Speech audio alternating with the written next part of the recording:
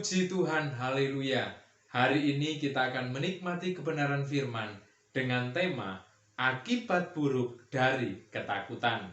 Firman Tuhan saya batasi dalam satu perikop, yaitu di dalam Injil Matius pasal 14 ayat 22 sampai ayat 33. Di situ kita ketemukan judul perikop Yesus berjalan di atas air. Saya akan membagikan sedikitnya dua dampak buruk dari ketakutan. Yang pertama, saudara, orang-orang yang memiliki ketakutan yang luar biasa, orang-orang yang suasana hatinya mencekam, akan selalu salah melihat yang ada di hadapannya. Masalah yang kecil sepertinya masalah itu sesuatu yang besar. Yesus yang datang hendak menolong mereka malah dikiranya hantu. Jadi, kalau orang-orang yang ada di dalam ketakutan yang luar biasa, maka orang itu bisa salah mengenali sesuatu yang ada di hadapannya. Saya sudah sampaikan tadi, masalah sebenarnya sepele, masalah sebenarnya kecil. Angin sakal bukan masalah yang baru. Angin sakal memang sudah sering muncul di Danau Galilea. Mereka adalah orang-orang yang sudah pakar, sudah terampil, sudah berpengalaman, karena mereka adalah para nelayan. Tetapi karena ketakutan yang luar biasa, maka masalah yang biasa menjadi luar biasa. Masalah yang kecil menjadi sepertinya besar. Yesus yang datang hendak menolong justru dikiranya hantu.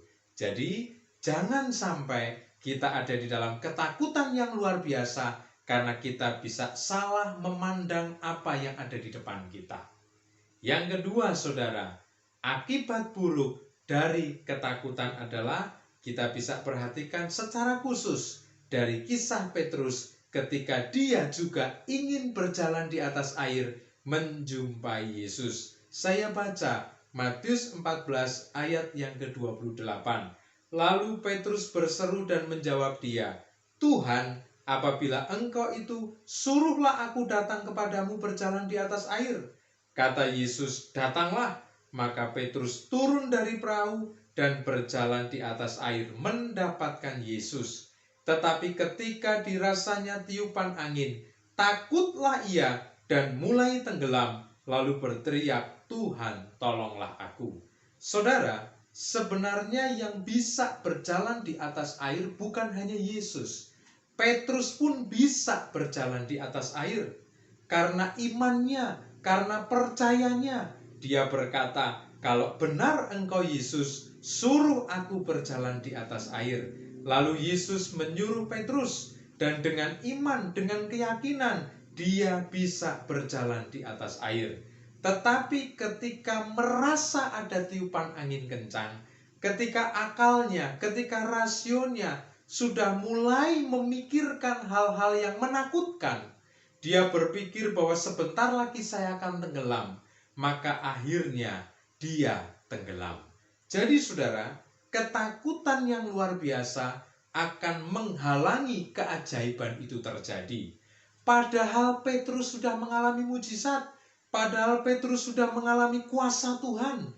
Dia berjalan di atas air, dia sudah menikmati khasiat dari iman, khasiat dari percaya. Tetapi ketika ketakutan itu muncul, maka imannya turun, mujizat menjadi jauh dari kehidupan Petrus.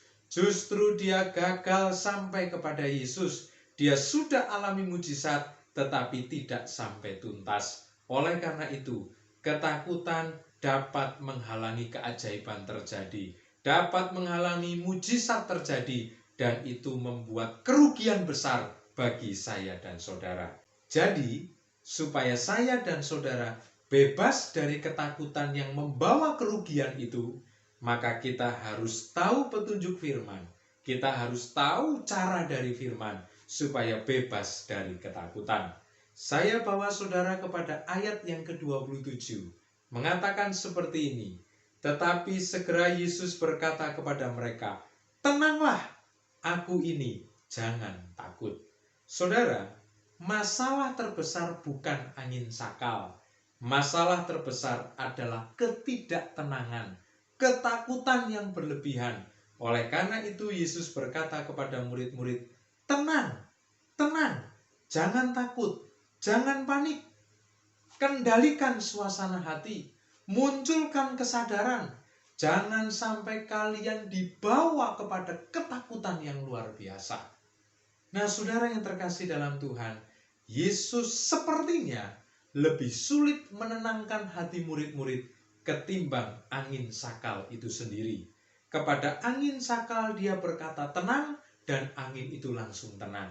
Tetapi kepada murid-murid yang adalah pribadi yang punya kehendak bebas, sepertinya lebih sulit menenangkan murid-murid. Oleh karena itu, Yesus minta supaya murid-murid bekerja sama.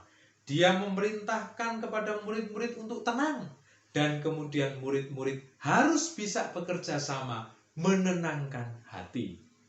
Ketika saya dan saudara ada di dalam pergumulan, dalam permasalahan yang berat, dalam situasi yang mencekam, maka ingatlah firman Tuhan.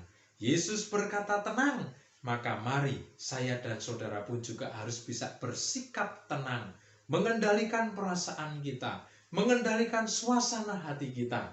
Dan ketika kita bisa tenang, maka kita bisa mengenali semua yang ada di depan kita dengan benar. Saya dan saudara tidak akan terhalang keajaiban, mujizat terjadi dalam hidup kita semuanya. Yang kedua, saudara, Yesus berkata, aku ini jangan takut.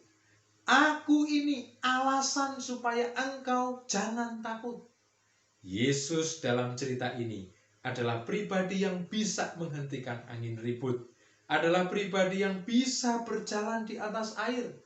Yesus dalam cerita ini adalah pribadi yang mengatasi hukum alam. Oleh karena itu, kenali Yesus secara baik dari hari ke hari. Kenali Yesus secara benar dari hari ke hari. Ketika kita kenal Yesus semakin dalam, maka ketakutan itu akan hilang. Sebab Yesus yang hebat itu ada di dalam hidup kita semuanya.